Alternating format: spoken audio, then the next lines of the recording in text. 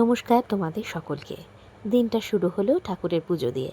তারপর রেডি হয়ে পৌঁছে গেছিলাম অফিসে, কারণ আজ আমার জন্মদিন।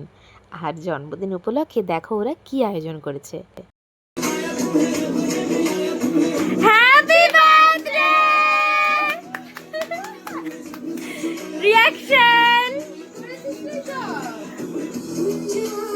চলো না দাদা, নিয়ে যাও এখানটায়, নিয়ে যাও। কি হাসি। ঠিক আছে ঠিক আছে, no issue no issue.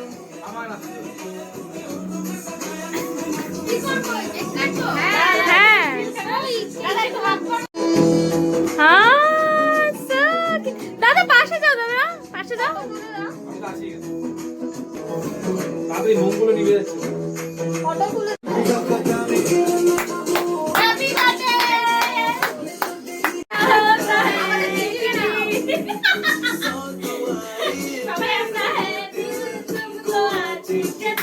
I wish you happy, happy birthday, happy birthday, happy, happy birthday to you. I wish you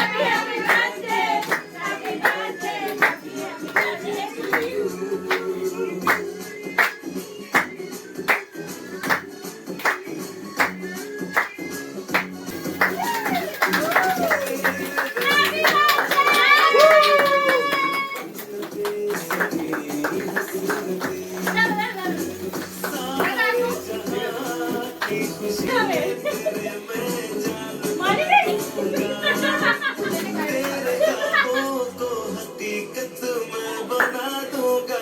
I wish you happy, happy birthday, happy birthday, happy, happy birthday to you. I wish you happy, happy birthday, happy birthday to you. I wish you happy, happy birthday to you. আমার মোবাইলটা use কর সবাই। হাতে যাবার আছে happy birthday.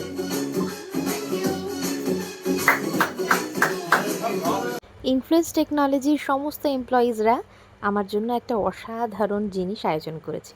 সেই সাথে গিফটগুলোও তোমাদের দেখিয়ে দিলাম। দেখো, রাখি, বৈশাখী, পিয়ালি, ওরা প্রত্যেকে আমার জন্য দারুণ দারুণ গিফট এনেছে।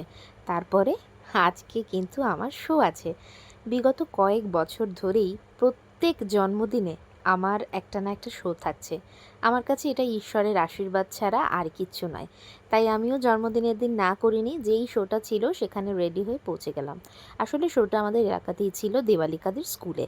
সেখানে গিয়ে আমি বেশ কিছুটা সময় কাজের মধ্যে কাটালাম।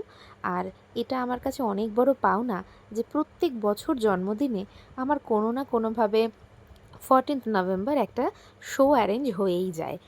শো শেষ করে বাড়ি আসতে না আসতেই দেখি একটা কাণ্ড ঘটিয়েছে মৌমিতা, আমার বান্ধবী। আমার জন্মদিনে চলে এসেছে আমার সাথে দেখা করতে, আর সেই সাথে নিয়ে এসেছে একটা অসাধারণ গিফট। মানুষের এই ভালোবাসাটাই তো জীবনের সবচাইতে বড় পাওয়া, তাই না বলো? আমি এত পুজো পাঠ করি বলে ও আমার ঠাকুরের জন্য একটা দারুণ জিনিস এনেছে। তারপরে বাড়িতে চলে এলাম। এইভাবেই দারুণভাবে কাটলো জন্মদিনের সারাদিন। এরপরে ছিল কোচিং পড়িয়ে দিনটা শেষ করলাম। বাই।